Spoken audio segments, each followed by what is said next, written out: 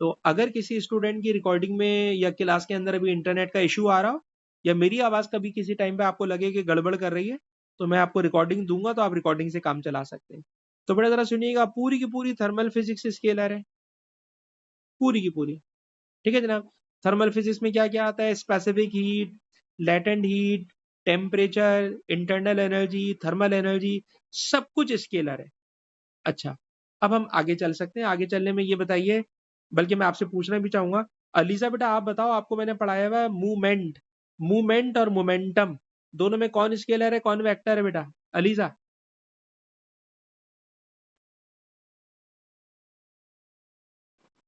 जी नहीं, दोनों ही वेक्टर है। वो तो मैंने आपको कंफ्यूज, हाँ हाँ, दोनों को नहीं, फोर्स तो इन्वॉल्व है, फोर्स तो वर्क में भी इन्वॉल्व है। वर्क होता है फोर्स इंटू डिस्प्लेसमेंट, फोर्स भी वेक्टर है, डिस्प्लेसमेंट भी वेक्टर है, लेकिन वर्क स्केलर है। तो इस चक्कर में नहीं पढ़ना कि उसके उसके फॉर्मूले में वेक्टर आता है या नहीं, आपको रट्टा मारना है, रट्टा। इसके अंदर नहीं चक्कर में पड़ेगा। अब आप खुद बताइए बेटा अलीजा, कितनी अजीब सी बात नहीं है? फोर्स वेक्टर, डिस्प्लेसमेंट वेक्टर, और दोनों का result scalar. Force vector, velocity vector, और दोनों का रिजल्ट पावर स्केलर। तो इस चक्कर में नहीं पड़ेगा, आपको रट्टा मारना है, वर्क स्केलर है, पावर भी स्केलर है। और वर्क के फार्मूले में आता है एफ इंटू डी, मूवमेंट के फार्मूले में भी आता है एफ इंटू डी, पर मूवमेंट वेक्टर है, वर्क स्केलर है। अच्छा बेटा, मोहम्मद मकबूल आप हमारे साथ क्लास में हैं क्या?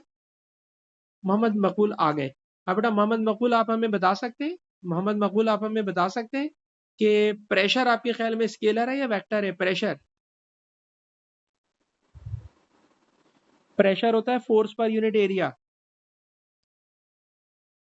स्केलर है जनाब, जबकि फोर्स उसके अंदर इन्वॉल्व है। मैंने बताया ना, रट्टा नहीं, रट्टा मारिएगा।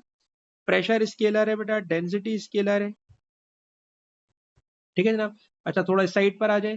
कहते हैं फोर्स वेक्टर है। अब फोर्स की ना बहुत सारी एग्जाम्पल्स हैं, वो सब फोर्स हैं। टेंशन वेक्टर है, वेट वेक्टर है, क्योंकि these are types of force. तो फोर्स की बहुत सारी टाइप्स हैं, जब हम फोर्स का चैप्टर पढ़ेंगे तो आपको पढ़ाएंगे। और वो तमाम की तमाम जो टाइप्स हैं, दीज आर वेक्टर।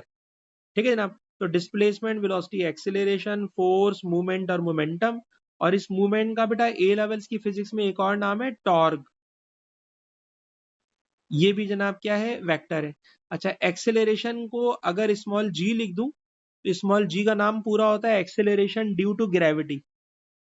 ये जो जी है बेटा, जी है एक्सेलरेशन ड्यू टू ग्रेविटी, और एक्सेलरेशन ड्यू टू ग्रेविटी है, इसलिए ये भी वेक्टर है। एक्सेलरेशन ड्यू टू ग्रेविटी भी वेक्टर है।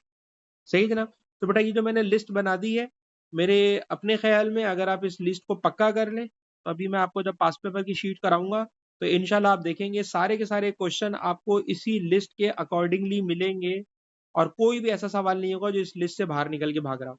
तो बस आप इस लिस्ट को पक्का कर लें, रट्टा मार लें, रट्टा। कोई साइंस नहीं लगाइएगा कि इसके अंदर फोर्स आ रही है नहीं आ रही, नहीं जी, रट्टा लगाएं। All these quantities are scalar and vector. ये तो लिस्ट हो गई। अब बेटा थोड़ा आगे चलते हैं। जब हम थोड़ा सा आगे चलते हैं तो हमारी नेक्स्ट हेडिंग होती है, ओ लेवल्स के अंदर हम लोग पढ़ा करते थे एडिशन ऑफ वेक्टर्स। आप भी बेटा हेडिंग दीजिएगा, addition of vectors.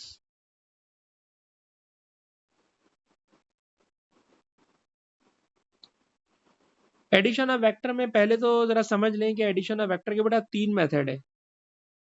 Addition of vector के तीन मेथड है।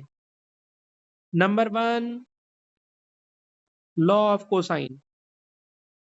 Number two, rectangular component method. Rectangular component method. Number three, scale diagram. पहले बेटा लिस्ट बना लें ताकि आपको ये चैप्टर समझ में आए, टॉपिक समझ में आए, हम कर क्या रहे हैं। आपको फ्यू वेक्टर्स देंगे। वेक्टर्स क्या होंगे अभी हम आपको समझाते हैं। और आपसे कहेंगे इनका, इनको ऐड कर लें, इनका रिजल्ट बता दें। तो रिजल्ट कैसे निकालते हैं? तो तीन मेथड है। इन तीन मेथड में सबसे आसान लॉ ऑफ कोसाइन है। तो अगर किसी क्वेश्चन में कंडीशन ना दें, तो मैं स्टूडेंट से कहता हूँ भाई सवाल को लॉ ऑफ कोसाइन से करना चाहिए। लेकिन अगर कंडीशन दे दे, अभी मैं आपको क्वेश्चन दिखाऊंगा पास पेपर की शीट में, उसमें कंडीशन लगी होगी नहीं जनाब इसी मेथड से करें, तो जब वो आपको कोई कंडीशन दे दे भाई फिर तो उसी से करना पड़ेगा, वरना सबसे easiest method law of cosine है। तो I am starting with law of cosine. मैं बेटा लॉ ऑफ कोसाइन से स्टार्ट कर रहा हूँ, लेकिन पहले बता दूं एडिशन ऑफ वेक्टर का मतलब क्या है। एडिशन ऑफ वेक्टर का मतलब यह है कि अगर वेक्टर का मतलब चले आपको बात समझाने में आसानी के लिए हम फोर्स से शुरू कर लेते हैं। Consider a block is placed on a surface. इस सरफेस पे एक ब्लॉक रखा हुआ है और मैं इस ब्लॉक के ऊपर दो फोर्सेस लगा रहा हूं। दोनों फोर्सेस आपको पता है फोर्स वेक्टर है। फोर्स नंबर 1 100 न्यूटन है, force number 2 for example 50 Newton है, और मैं इन दोनों को ऐड करना चाहता हूं। ऐड करने का मतलब दोनों का रिजल्ट निकालना चाहता हूं। तो अगर दो वेक्टर सेम डायरेक्शन में है, तो बिल्कुल कॉमन सेंस की बात है कि वेक्टर्स आर सिंपली एडेड और इनका रिजल्ट मैक्सिमम रिजल्ट आता है। लेकिन अगर किसी ऑब्जेक्ट पर फोर्स लग रही हो अपोजिट डायरेक्शन में, तो सर वो भी कॉमन सेंस की बात है कि अगर अपोजिट डायरेक्शन है, ये 100 न्यूटन है, ये 50 न्यूटन है, तो इन दोनों की जो रिजल्टेंट फोर्स होगी, इन दोनों की जो नेट फोर्स होगी, वो माइनस करके आएगी 100 माइनस 50। तो इसमें समझाने वाली कोई बात नहीं है। समझाने वाली अब बातें शुरू होने जा रही हैं जनाब। अब स्टार्ट कर रहा हूँ समझाने वाली बातें। और समझाने वाली बातें करने के लिए अब्दुल्ला आपसे शुरू करूंगा। अब्दुल्ला बेटा मुझे बताइए, ये कोई फॉर एग्जांपल कोई बोट है जो पानी में रखी हुई है, पानी के ऊपर रखी हुई है बोट। इस बोट पर एक रस्सी इसको इस तरफ खींच रही है और एक रस्सी से आप इसको इस तरफ खींच रहे हैं। आप फोर्स लगा रहे हैं फॉर एग्जांपल 40 न्यूटन की, और यहां से फोर्स लग रही है 30 न्यूटन की। अब बेटा अब्दुल्ला नोट कीजिए, neither forces are in same direction, so we can not add them, nor they are acting in opposite direction, subtract भी नहीं कर सकते। सेम डायरेक्शन में नहीं है, अपोजिट डायरेक्शन में नहीं है। तो बेटा आप मुझे बताइए, इन दोनों का अगर मुझे रिजल्ट कैलकुलेट करना है, तो इन दोनों का रिजल्ट कैलकुलेट करने के लिए प्लस भी नहीं कर सकता, माइनस भी नहीं कर सकता। क्योंकि आप स्कूल में ये टॉपिक देख चुके होंगे, तो इसलिए आपसे आइडिया ले रहा हूं। आपके ख्याल में इन दोनों का टोटल कैसे निकालेंगे अब्दुल्ला? हाँ, बिल्कुल सही, बिल्कुल सही। इसका मतलब है आपने पढ़ा हुआ है। अच्छा मोहम्मद, आप हमें बता सकते हैं if two vectors are acting at 90 degree, तो आपके ख्याल में क्या होने वाला है?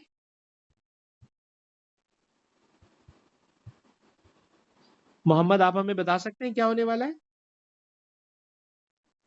बेटा जब आप हमें बता देते हैं तो हमें समझ में आ जाता है आपको ये चीज आती है। नहीं बता पाते हैं तो सिर्फ बोलते सर नहीं आता, ताकि मैं इस चीज को बेटा फिर आपको ज्यादा और फोकस करके समझाऊं ना। तो बेटा मोहम्मद मेरे ख्याल में आपको ये चीज नहीं आती, ठीक है? मैं आपको एक्सप्लेन करने जा रहा हूँ, जरा सुने बेटा।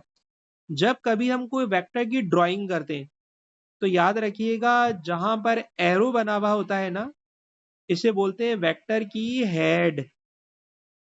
और जहां से बेटा वेक्टर शुरू होता है, उसे कहते हैं वेक्टर की टेल। और ये जो पहला वेक्टर है 40 न्यूटन का, इस वेक्टर का बेटा मैंने नाम रख दिया ए।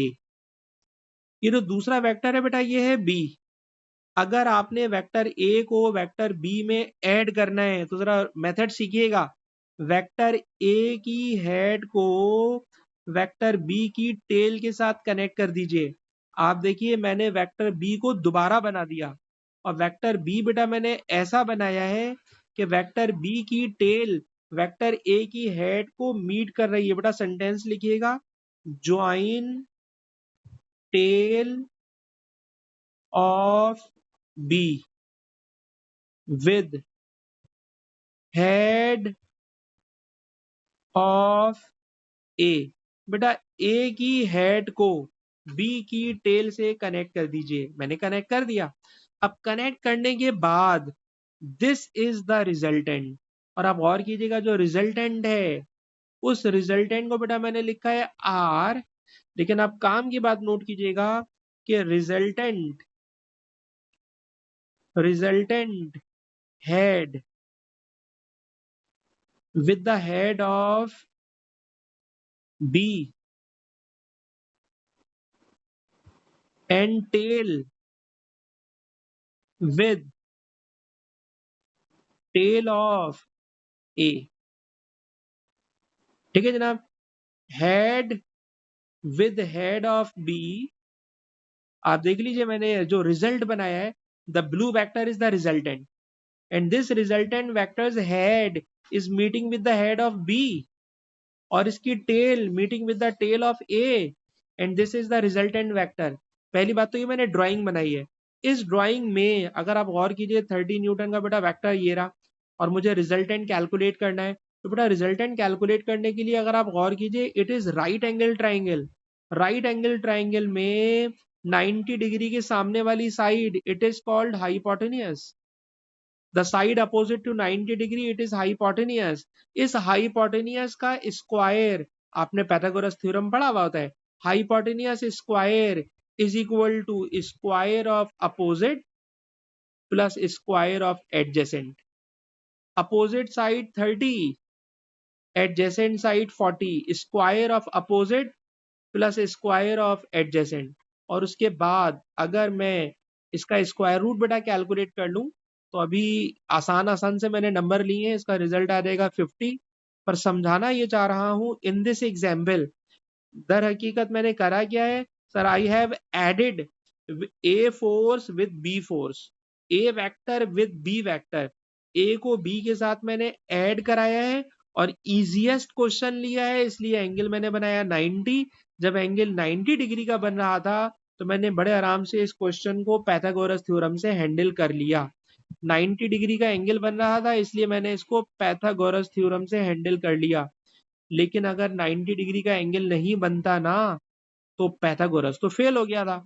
अब क्या होगा मैं उस तरफ लेके जाना चाहूंगा, लेकिन मैं पहले मोहम्मद से पूछूंगा। बेटा मोहम्मद, क्या आपको मेरी ये सारी कैलकुलेशन समझ में आई? मोहम्मद बताइए हमें। ठीक है जी। अच्छा, अब्दुल्ला को तो ऑलरेडी आती है, अब्दुल्ला एक्सप्लेन कर चुके हैं। अरीशा के भी स्कूल में ये टॉपिक नहीं आया है, लेकिन अरीशा को मुझे पता है इन्होंने पकड़ ली होगी बात। बेटा हम आगे चले, आगे चले बेटा, चलिए आगे चले, जरा आगे सुनिए। आगे क्या होने वाला जरा सुनिए। The same question but I am changing the situation. The situation is the same board, same board है, ठीक है जनाब। सेम फोर्सेस अप्लाई कर रहा हूं again. Again the first force 40 Newton, but the second force is not now at 90 degree. अब 90 degree पे नहीं है, ये 40 न्यूटन है, ठीक है। 40 को 4 ले रहा हूं मैं ताकि जरा मुझे नंबर कम लिखना पड़े। It is 4 newton force, it is 3 newton force and now they are acting at 30 degree, ठीक है ना। आप 30 डिग्री पर है बेटा, जरा ड्रॉ कीजिएगा इसको आप अपनी कॉपी में, अपनी कॉपी में बेटा ड्रॉ कीजिए इस चीज को। It is question number 2। दो forces 4 Newton 3 Newton, but the angle between them is 30 degree. अगर एंगल 30 डिग्री है तो इस क्वेश्चन में पाइथागोरस थ्योरम नहीं लगेगा, बल्कि इस क्वेश्चन को सॉल्व करने के लिए हम लगाएंगे लॉ ऑफ कोसाइन या कोसाइन रूल। इसका बेटा नाम मैंने रख दिया ए, इसका बेटा मैंने नाम रख दिया B.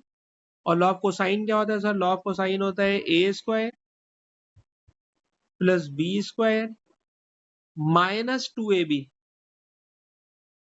-2ab is equal to are square, ठीक। लेकिन आप देखिए मैंने बीच में माइनस लिखा नहीं है, क्यों नहीं लिखा अभी बताऊंगा, अभी बताऊंगा माइनस क्यों नहीं लिखा। इसमें मैं लिखवा रहा हूँ प्लस, प्लस की वजह बताऊंगा, प्लस की वजह भी बेटा बता दूंगा। अभी पहले प्लस लिख लो, फिर मैं प्लस को एक्सप्लेन करता हूँ। बेटा जरा कॉपी कीजिएगा, law of cosine a square plus B square, math में पढ़ते थे -2ab, फिजिक्स के टीचर आज लगा रहे हैं +2ab, प्लस की वजह भी बताएंगे।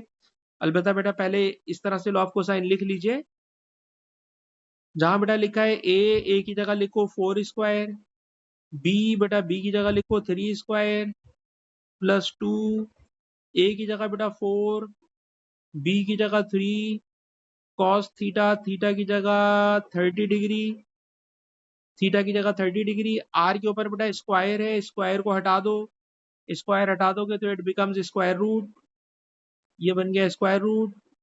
और बेटा अलीजा आप हमें जरा जल्दी से सॉल्व करके आंसर बता दें अलीजा। हाँ ये आर स्क्वायर था ना बेटा, ये स्क्वायर उधर जाके, तो ये आप मुझे बताइए ओ लेवल के मैथमेटिक्स में लॉ ऑफ कोसाइन ये नहीं होता था बेटा, C square equal to A square plus B square, है ना, तो ये वही मैथ वाला कोसाइन रूल है ना बेटा। 6.77 है तो 6.8 ले लें, ठीक है बेटा 6.8 ले लें। और अभी मैं आपसे इस वाली बात को ये समझाने नहीं जा रहा कि मैंने प्लस क्यों लगाया है, अलबत्ता अभी मैं आपको ये वाली बात सिखाना चाह रहा हूं, जरा नोट कीजिएगा कि theta is angle between two tails और टू हेड्स। कभी कभी दो हेड्स के बिटवीन एंगल भी आ सकता है, कभी कभी दो टेल्स के बिटवीन भी एंगल आ सकता है। आप गौर कीजिए ये दोनों टेल्स हैं, ये भी टेल है, ये भी टेल है। जब दोनों टेल्स हैं तो जब दोनों टेल्स होंगे तो दोनों टेल्स या दोनों हेड्स के बिटवीन का अगर एंगल होगा तो we will use plus sine. Plus की साइन कब यूज करते हैं सर, जब दो हेड या दो टेल्स के दरमियान एंगल यूज आ रहा हो, तो लिखिएगा plus sign is used, plus sign is used.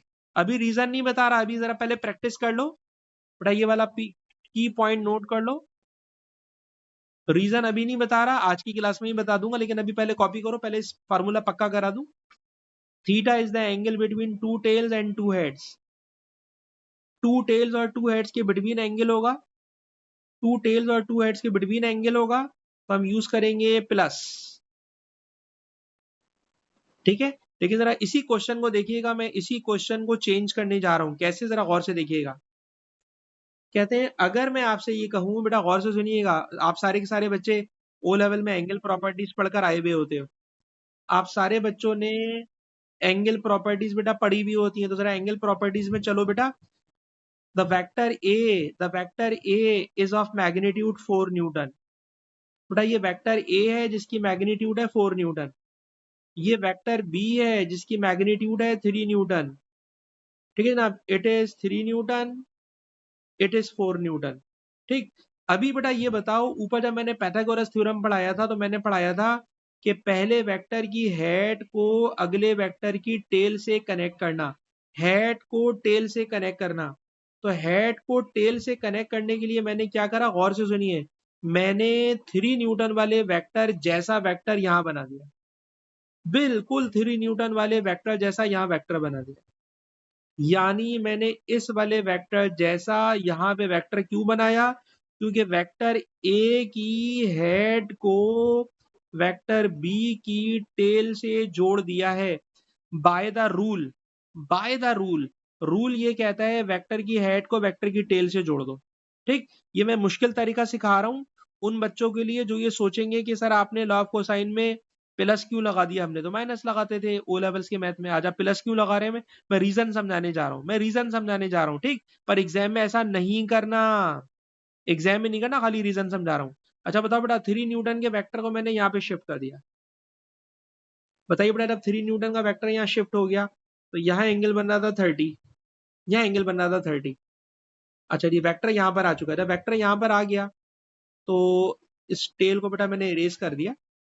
ये बताइए अगर मैं आपसे कहूं कि ये डॉटेड लाइन ऐसी ही फजूल लाइन है, डॉटेड लाइन फजूल लाइन है, पर एक बात पक्की है, यहाँ एंगल 30 है ना, तो बेटा ये एंगल भी 30 होगा, ये एंगल भी 30 होगा। और अगर ये वाला एंगल 30 हुआ, अगर ये वाला एंगल 30 हुआ तो आपको पता है टोटल एंगल होता है 180।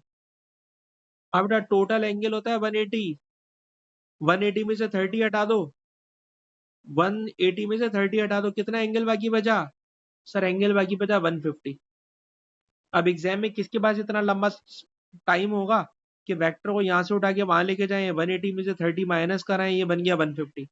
अब जब ये 150 बन गया तो now I am drawing the resultant vector, this green vector is the resultant vector, ये ग्रीन वेक्टर रिजल्टेंट वेक्टर है, ये ग्रीन वेक्टर रिजल्टेंट वेक्टर है। अब आप अगर ओ लेवल मैथ वाला कोसाइन रूल लगाएं, ओ लेवल वाला कोसाइन रूल लगाएं, r square equal to A square plus B square minus 2ab cos theta. आप देख रहे हैं मैंने माइनस लगाया है, पर माइनस जब लगेगा जब एंगल होगा between head and tail, angle होगा बिटवीन हेड एंड टेल। तो जब हेड और टेल के बिटवीन एंगल होता है ना, तब माइनस लगाते हैं। अब आप इसे करो, आंसर वही आएगा, ए की जगह 4 स्क्वायर, बी की जगह 3 स्क्वायर, ए की जगह 4, बी की जगह 3 कॉस थीटा। थीटा ले रहा हूँ 150, मैं 30 नहीं ले रहा, 150 ले रहा हूँ, 150 ले रहा हूँ। अब आपसे ये नहीं बोला आप चेक करें, आप मेरी बात पे यकीन कर लें, क्लास के बाद चेक करके देख लीजिएगा, आंसर वही आएगा और आंसर आएगा 6.8, सेम आंसर आएगा। ठीक, तो पूरी कहानी सुनाने के बाद मैं आपको यहाँ कंक्लूड कर रहा हूँ, जरा कंक्लूजन लिखिएगा बेटा, कंक्लूड कीजिएगा बेटा, कंक्लूड कीजिएगा। अगर एंगल बिटवीन टू हेड्स है या टू टेल्स है तो प्लस इज यूज, जो कि मैं आपको पहले ही बता चुका हूं, प्लस इज यूज। ठीक है ना, प्लस की साइन यूज करूंगा मैं, ठीक है ना, प्लस की साइन यूज करूंगा मैं। अच्छा जी, और अगर angle between one head and one tail है, वन हेड वन टेल है,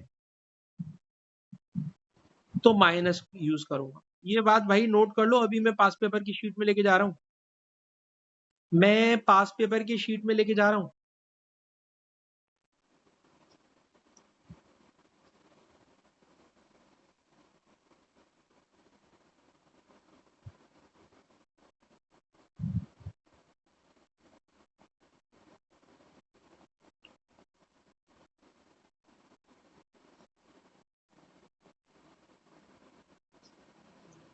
ठीक है ना, पास पेपर वाली शीट में लेके जा रहा हूँ, अगर आपने ये कॉपी कर लिया।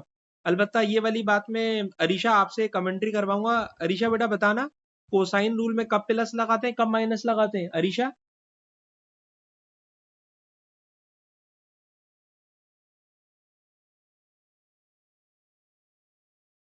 हाँ, सही बात है। ठीक है जी, अब मैं आपको क्वेश्चन में लेके जा रहा हूँ और ये क्वेश्चन पेपर के होंगे, इसलिए काफी भारी भारी सवाल होंगे। तो जरा देखते हैं, वेक्टर कहीं नजर आ रहा है, वेक्टर लिखा हुआ और P1 लिखा हुआ, P1 वाला वेक्टर मुश्किल है, P2 वाला तो आसान है। अभी किसी बच्चे को नजर आ रहा है? ये रहा जी, ये रहा P1।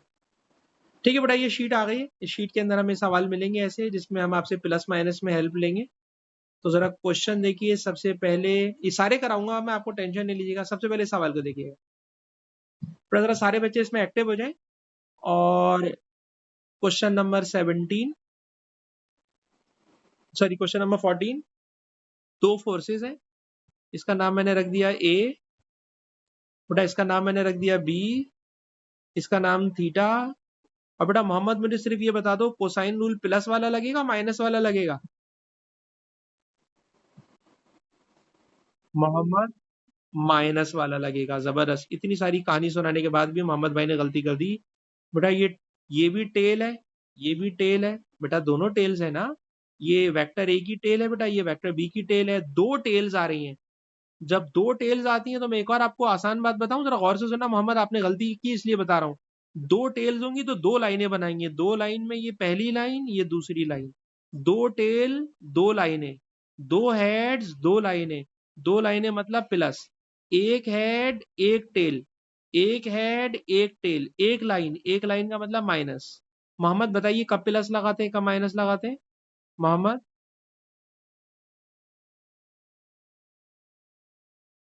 हाँ तो बेटा अभी भी आप देखिए ना, दोनों टेल्स हैं, तो क्या लगेगा बेटा, प्लस लगेगा ना।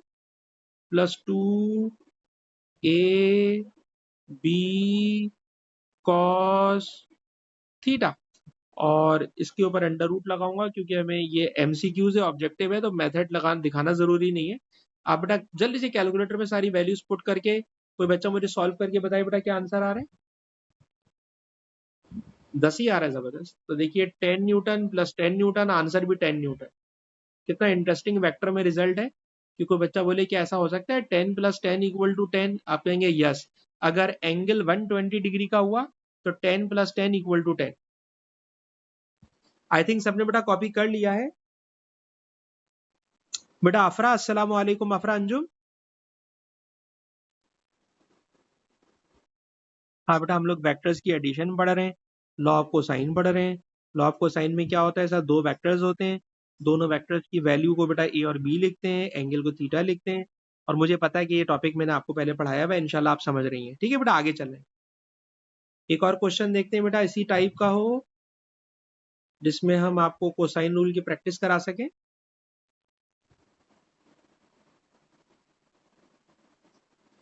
अच्छा जी, ये देखिए, ये तो बहुत ही ज्यादा आसान सवाल है। इसमें दो फोर्सेस है 90 डिग्री पर है।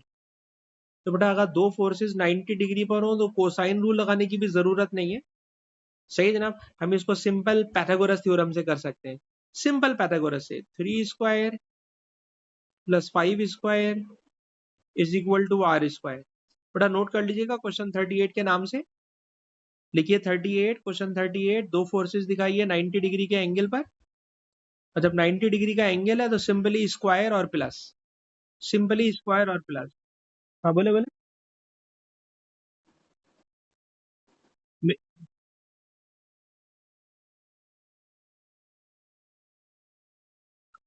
अच्छा अच्छा अच्छा अच्छा, ठीक है मैं। ओके अब्दुल्ला, अब्दुल्ला ये बताइए, इस क्वेश्चन में दोबारा रिपीट कर रहा हूँ अपनी बात को कि क्वेश्चन नंबर 38, दो फोर्सेज हैं 3 न्यूटन और 5 न्यूटन, दोनों फोर्सेज के दरमियान 90 डिग्री का एंगल बन रहा है। बेटा 90 डिग्री का एंगल बनेगा तो लॉ ऑफ कोसाइन की जरूरत नहीं है। ये क्वेश्चन सीधा सीधा पैथागोरस से हो जाएगा। जरा पैथागोरस से बेटा करके जल्दी से अब्दुल्ला में आंसर बताइए।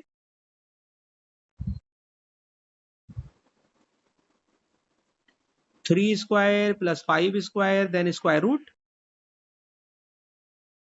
5.83, तो इसका आंसर हो गया बेटा सी।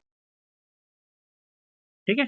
तो जब 90 डिग्री का एंगल होता है तो कोसाइन की जरूरत नहीं होती, लेकिन कोसाइन से भी करोगे तो आंसर वही आएगा।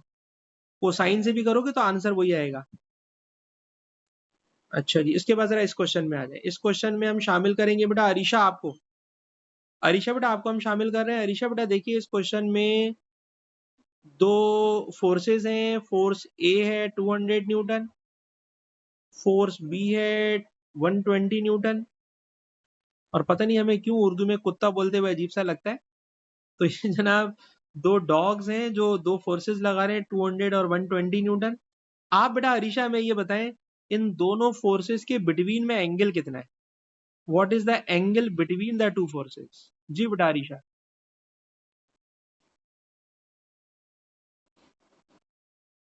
70 एंगल है आप बता रही हैं। अलीजा ये सही बता रही है बेटा, अलीजा। अच्छा जी, इन्होंने मेरे ख्याल में इस तरह से एंगल निकाला, जरा गौर से सुनना बेटा सारे बच्चे। सर टोटल एंगल होता है 180, टोटल एंगल स्ट्रेट लाइन का 180। सर 180 में से 65 को हटा दें और 45 को हटा दें। जब आप 180 में से, बेटा जब आप 180 में से 65 और 45 को हटाओगे तो ये बनेगा 110, उसमें से माइनस करोगे तो 70। बिल्कुल सही बता रही है 70। ठीक है जनाब, एंगल हो गया 70। और अरीशा आप ही बता दें, ये जब कोसाइन रूल लगाऊंगा तो ये प्लस वाला लगेगा कोसाइन रूल या माइनस वाला लगेगा।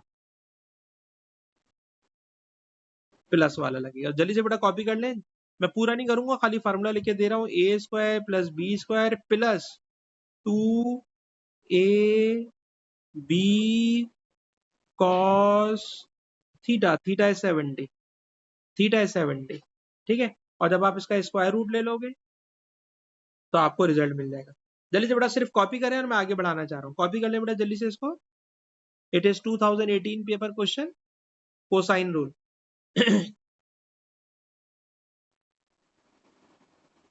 जी बेटा अरीशा कॉपी कर लिया आपने।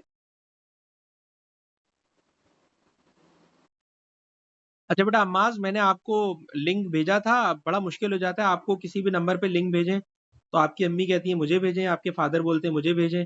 अब मैं किस किस को भेजूं बेटा? तो मैंने आपके नंबर को ग्रुप, चलें कोई बात नहीं, चलें कोई बात नहीं। लेकिन आइंदा बेटा सिर्फ मैं आपको भेजूंगा, वरना हर एक को अलग अलग भेजना बेटा बड़ा मुश्किल हो जाता है। तो ये शीट, ठीक है बेटा, ठीक है बेटा, ठीक है, ठीक है। अरे चले जनाब, ये वाली शीट के अंदर हमें सिर्फ 2 सवाल मिल सके, जबकि मैंने और भी सवाल निकाले हुए। ये जरा कुछ और सवाल भी देखिएगा।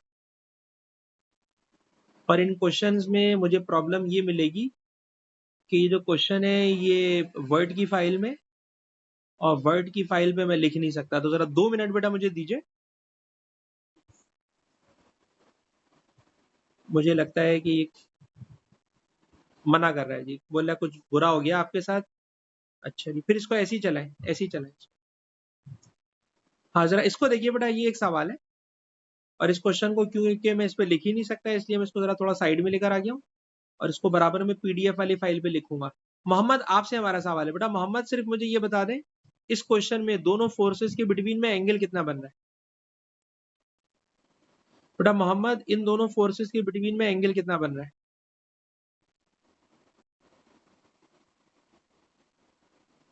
मोहम्मद, क्या आप हमें सुन रहे हैं?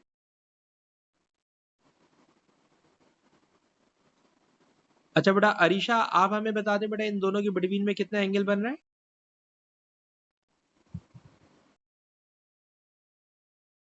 कंफ्यूज है, चले सोचें आप इतनी देर में। बेटा अफरा अंजुम, आप हमें बताएं इन दोनों के बिटवीन में कितना एंगल बन रहा है? अफरा अंजुम,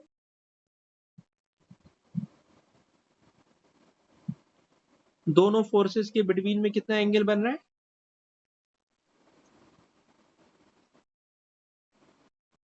आप कितना बोल रहे हैं अमाज? 70 डिग्री बोल रहे हैं, सही बोल रहे हैं। जरा सुनिए बेटा, ये पहली फोर्स को ऐसे ही रहने दो, इस दूसरी फोर्स को बेटा यहाँ लाके रख दो।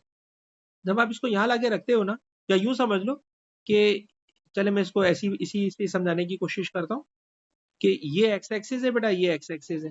तो इस एक्स एक्सिस के साथ 20 और इस एक्स एक्सिस के साथ 50, इसलिए टोटल एंगल हो गया 70। तो अम्माज ने बेटा बिल्कुल सही बताया है, टोटल एंगल लिया जाएगा 70। पहली फोर्स 4 किलो न्यूटन, दूसरी फोर्स 5 किलो न्यूटन, और दोनों की टेल्स के दरमियान एंगल है, इसलिए मैं ये लिख रहा हूँ कि यहाँ पे फार्मूला लगेगा +2ab वाला। ये ना +2ab वाला, तो मैंने जानबूझ के ये सवाल ढूंढा है अरीशा बेटा, ताकि आप इस सवाल को करने में थोड़ा सा मुश्किल फील करें। तो एक सवाल ये है, एक और सवाल है मेरे ख्याल में जिसमें एंगल में बच्चे कंफ्यूज हो रहे हो। जरा ये वाला सवाल, इसके अंदर भी एंगल में बच्चे कंफ्यूज होते हैं।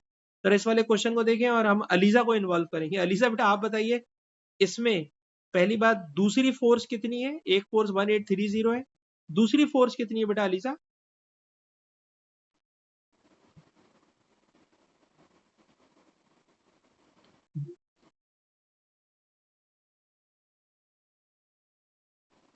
मैं कोई आपकी हेल्प नहीं करूंगा, पहले आप मुझे आंसर दे दें, फिर मैं आपको समझा दूंगा। पहले आप पहले आंसर दें मुझे।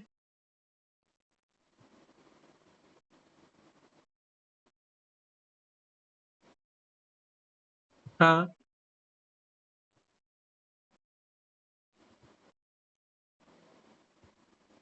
अरे नहीं बेटा सुनो, तो ये ना, ये पूरा एक केबल है, ये पूरा एक तार है, ठीक है, पूरा एक तार है।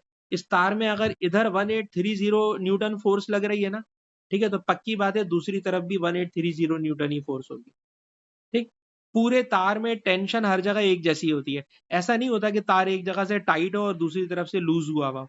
तो 1830 न्यूटन, नहीं नहीं, मैंने आर का नहीं पूछा, आर तो रिजल्ट है। आर तो रिजल्ट है, मैंने तो सिर्फ ये पूछा था कि इस तरफ कितनी फोर्स है, ठीक है ना। आर तो इन दोनों का रिजल्ट है, ठीक है बेटा, आर इन दोनों का रिजल्ट है। तो 1830 इधर भी है, 1830 इधर भी है, और दोनों रस्सियों के दरमियान जो एंगल होगा ना बेटा, एंगल, वो एंगल लिया जाएगा 70। एंगल कितना लिया जाएगा? 70। क्योंकि हम ये जो बीच में रॉड आई हुई है, इस रॉड को नहीं काउंट करेंगे, रॉड को काउंट नहीं करेंगे, बल्कि हम इस वाली बात को यूं काउंट करेंगे कि इसकी सरफेस के साथ 35 डिग्री एंगल इधर है, 35 डिग्री एंगल इधर है। और ये सवाल भी बेटा +2ab cos थीटा से होगा। ये सवाल भी +2ab cos थीटा से होगा। तो इस सवाल में क्या सिखाना चाह रहा हूँ, ये सारे सवाल आपके 9702 के पास पेपर के क्वेश्चन है बेटा, कोई भी अपने पास से नहीं डाल रहा मैं, ठीक है ना। और मुश्किल मुश्किल सवाल निकाल रहा हूँ। एक फोर्स 1830 न्यूटन, तो दूसरी तरफ की फोर्स भी 1830 न्यूटन। क्यों? क्योंकि केबल में, पूरे तार में सब जगह फोर्स एक जैसी होती है। राइट हैंड पे 1830, लेफ्ट हैंड पे 1830, दोनों के दरमियान total angle 35 plus 35 that is 70। Solve करोगे तो +2 AB cos थीटा से सॉल्व करोगे। अच्छा बेटा इस, हाँ बेटा बोले बोले। नहीं तो बेटा ये वाला एंगल को हम नहीं काउंट कर सकते ना, ये जो रॉड है, ये जो बीच की रॉड है, इस रॉड को काउंट नहीं करेंगे। हमारा एंगल होता है with reference axis. With reference axis अगर देखा जाए ना, तो रेफरेंस एक्सिस बेटा ये चीज है, it is the reference axis. और जब ये रेफरेंस एक्सिस है, तो इस रेफरेंस एक्सिस के साथ इसका एंगल भी 35 है, और ये वाला एंगल भी 35 है। दोनों का टोटल एंगल 35 है। 35 प्लस 35, टोटल एंगल 70। हाँ हम लोग इस, हाँ इस वाले पॉइंट से बात, जोर से बोले बेटा। नहीं नहीं, ठीक है ठीक है, मतलब इस तरह का जब बेटा कोई सवाल आएगा ना, तो हम आपको दिखा देंगे। लेकिन कम ज्यादा में इसको देख लो ना, ये ऊपर वाला कम ज्यादा वाला तो था, जरा देखो इसमें क्या हुआ था, जरा देख के बताना। इसमें क्या हुआ, एक रस्सी ऊपर है 20 डिग्री की है, एक रस्सी नीचे है वो 50 डिग्री की है। और अगर हमें जगह मिलती तो शायद हम इसको पीछे एक्सटेंड करवाते आपसे। जरा सुनिएगा, अगर मैं आपसे बोलूं इसको एक्सटेंड कर दें, और इसको बेटा एक्सटेंड कर दें, जब आप एक्सटेंड करोगे ना, तो एक्सटेंड करने पर ये लाइन इधर बनाए। जब आप ये लाइन इधर बनाएंगे, तो ये वाला एंगल 20 होगा, ये वाला एंगल 50 होगा। क्या आपको बेटा मेरी बात अम्मा समझ में आई? मैंने क्या करा है, जो रेड वाला एरो था, रेड वाले एरो को एक्सटेंड किया बाय ब्लू लाइन पीछे की तरफ। नीचे वाला भी जो 50 न्यूटन की फोर्स थी, 5 न्यूटन की फोर्स थी, उसको मैंने एक्सटेंड करा पीछे की तरफ। तो दोनों ने एक दूसरे को यहाँ पर इंटरसेक्ट करा, और जब इंटरसेक्ट करा, तो इन दोनों के दरमियान जो टोटल एंगल है, वो 20 plus 50 that is 70। Total angle बन जाएगा 70, तो मैंने एंगल यूज किया था 70। तो ये आपके उस सवाल का जवाब है कि ऊपर वाला एंगल कम है, नीचे वाला एंगल बड़ा है, लेकिन उसके बावजूद दोनों एंगल्स को सिंपली ऐड करेंगे। ठीक है अम्माज?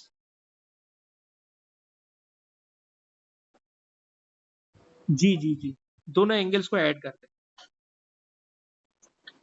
और इसके अंदर दोनों ही एंगल बराबर थे, इसलिए हमें कोई प्रॉब्लम हुई नहीं।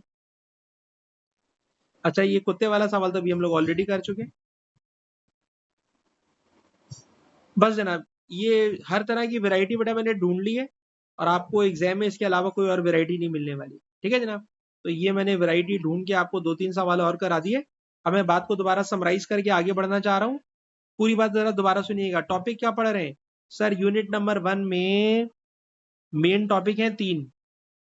पहला टॉपिक अनसर्टेनिटी, वो हम लोग लास्ट वीक कर चुके हैं, लास्ट वीक बेटा कर चुके हैं। दूसरा टॉपिक आज हमने शुरू किया है, इसका नाम है बेटा वेक्टर। वेक्टर में बेटा ये पूरी की पूरी लिस्ट याद करनी है। ठीक, फिर आगे चले।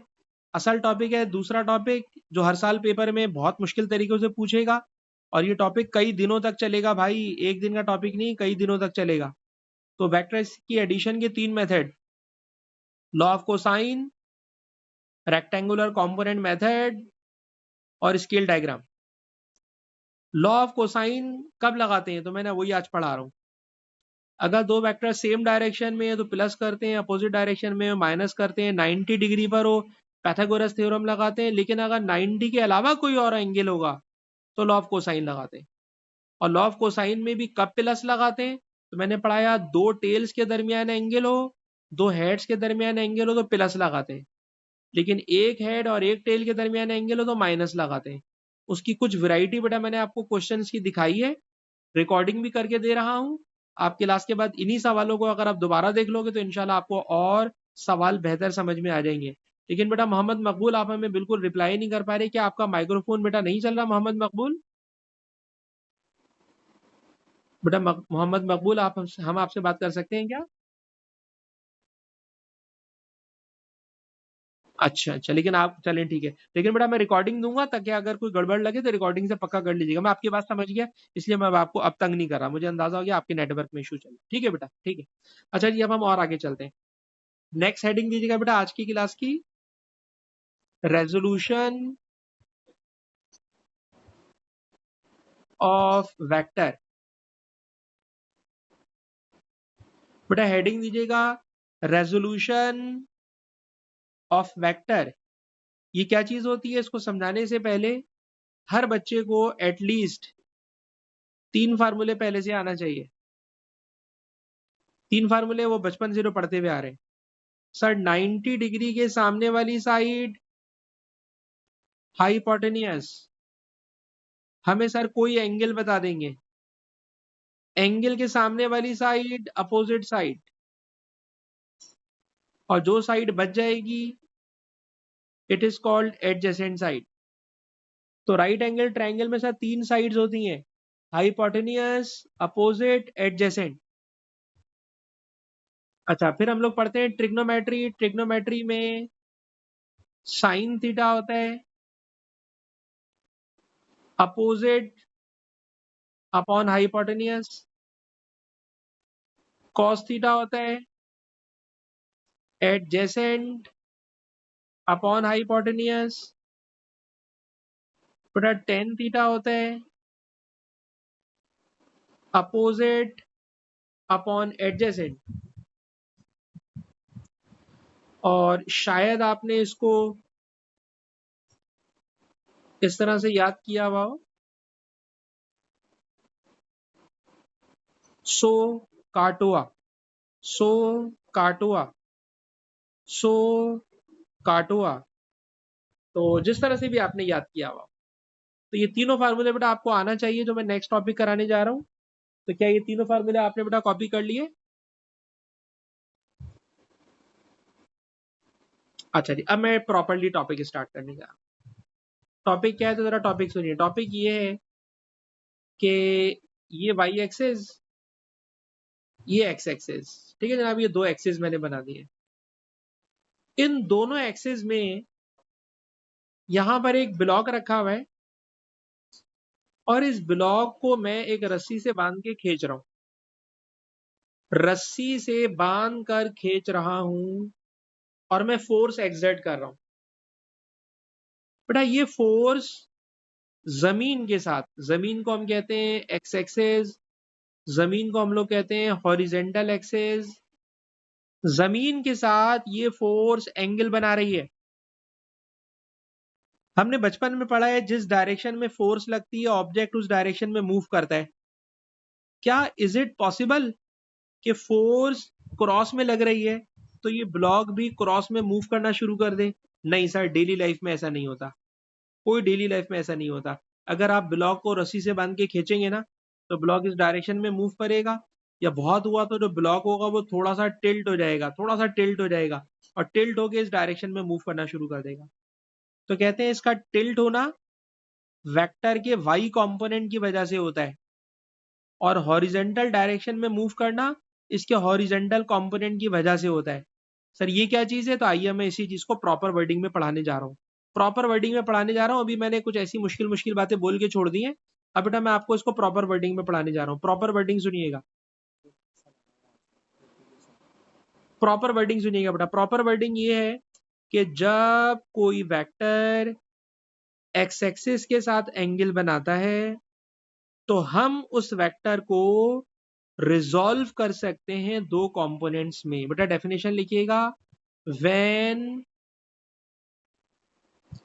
A vector, when a vector makes angle theta with x-axis,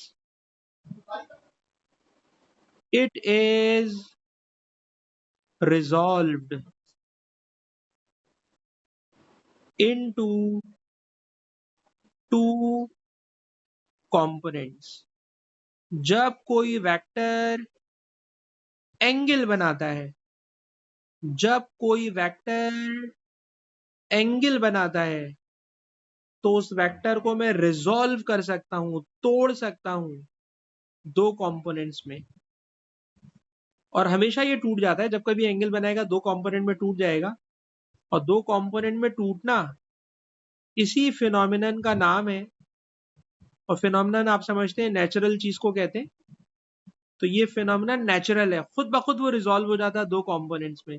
this phenomenon is called resolution of vector. Resolution of vector. मैं अपनी बात रिपीट करूंगा, अब्दुल्ला आपसे कमेंट्री करवाऊंगा, जरा सुनना। सर जब कोई भी वेक्टर एंगल बनाता है तो वो वेक्टर दो टुकड़ों में टूट जाता है। सर अब कोई भी वेक्टर एंगल बनाता है तो वो वेक्टर दो टुकड़ों में टूट जाता है। वेक्टर का दो कंपोनेंट्स में टूटना, it is called resolution of vector. It is called resolution of vector. हाँ बेटा, मुझे अब्दुल्ला बताइए क्या डेफिनेशन है।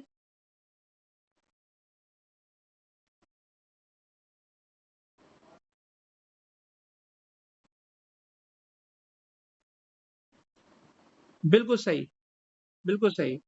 ठीक है जनाब, जब कोई भी वेक्टर एंगल बनाएगा तो सर वो वेक्टर दो कंपोनेंट्स में टूट जाएगा। वेक्टर का दो कंपोनेंट्स में टूटना, it is called resolution of vector. अब सर ये रेजोल्यूशन कैसे करते हैं तो जरा सीखिएगा बेटा, रेजोल्यूशन करने का मेथड सीखिएगा। रेजोल्यूशन करने का मेथड ये है कि जो भी वेक्टर होता है ना बेटा, वेक्टर के हेड से हम एक नॉर्मल ड्रॉ कर देते हैं।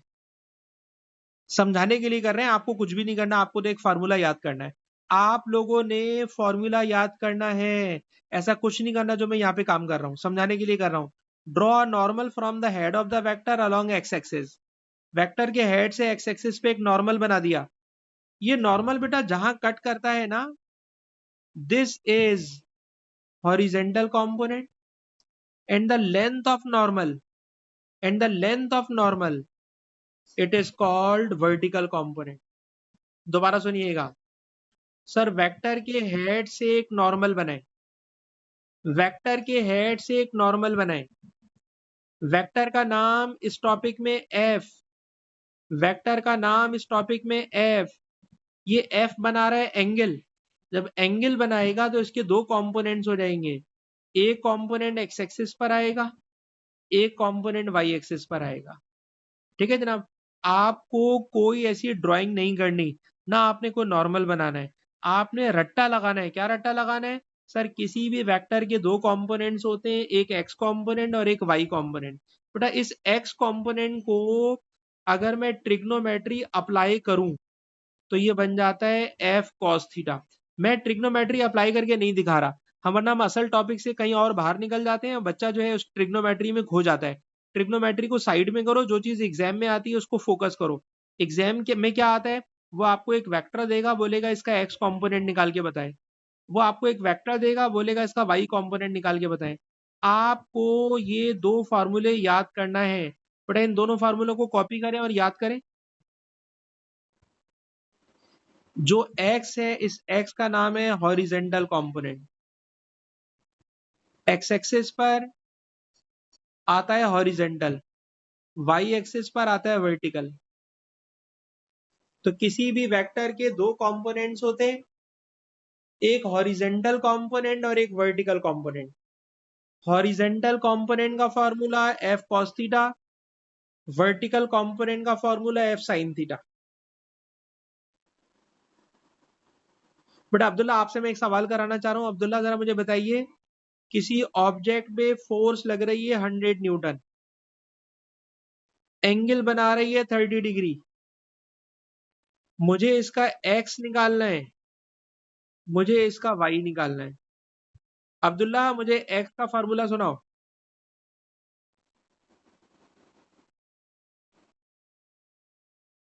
अब तो लिखो ना, फार्मूला तो लिखो यार।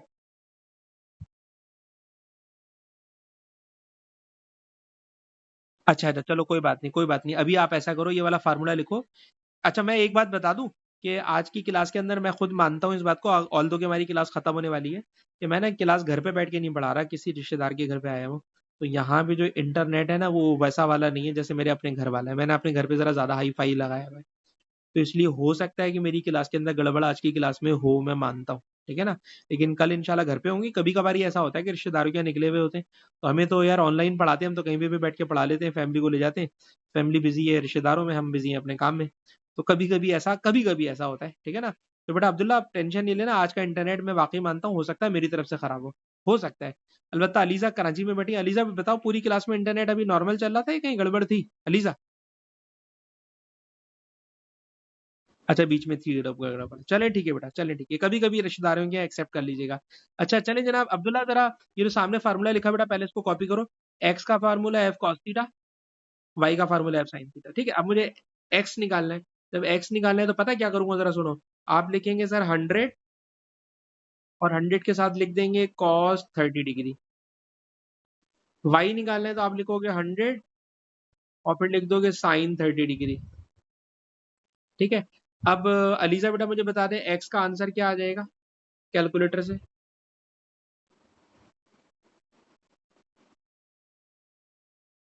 86.66 और वाई का बेटा आंसर 50, ठीक है जी, ठीक। तो बेटा असल में तो ये मैं टॉपिक कल कराऊंगा, बस ये थोड़ा सा मैंने इंट्रोडक्शन करा दिया। लेकिन आज की क्लास के अंदर जो मेरा मेन टॉपिक था वो था लॉ ऑफ कोसाइन। तो मैं सारे बच्चों से बारी बारी पूछूंगा और अल्लाह हाफिज करूंगा। कल इंशाल्लाह हम लोग रेक्टेंगुलर कंपोनेंट मेथड करेंगे। सबसे पहले मैं पूछूंगा बेटा अलीजा आपसे कि अलीजा आपको ये वाला लॉ ऑफ कोसाइन समझ में आ गया बेटा अलीजा? चलें ठीक है बेटा अलीजा, हम आपसे